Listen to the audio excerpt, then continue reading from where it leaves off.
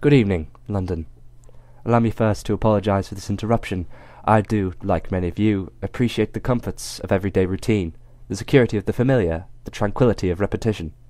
I enjoy them as much as any bloke, but in the spirit of commemoration, thereby those important events of the past usually associated with someone's death or the end of some bloody awful struggle, a celebration of a nice holiday, I thought we could mark this November the 5th, a day that is sadly no longer remembered, by taking some time out of our daily lives to sit down and have a little chat. There are of course those who do not want us to speak. I suspect even now orders are being shouted into telephones, and men with guns will soon be on their way. Why? Because while the truncheon may be used in lieu of conversation, words will always retain their power. Words offer the means to meaning, and for those who will listen, the enunciation of truth. And the truth is, there is something terribly wrong with this country, isn't there?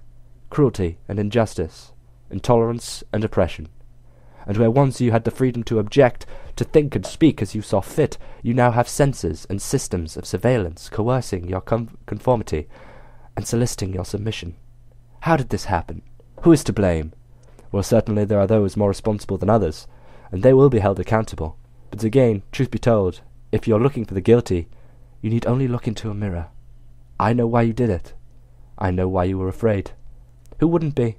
War, terror, disease. There were a myriad of problems which conspired to corrupt your reason and rob you of your common sense.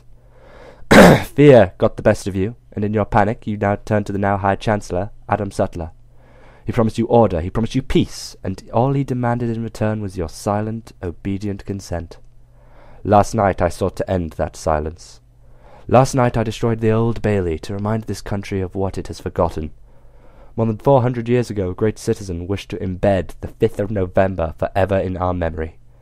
His hope was to remind the world that fairness, justice, and freedom are more than words. They are perspectives. So if you see nothing, if the crimes of this government remain unknown to you, then I would suggest you allow the 5th of November to pass unmarked.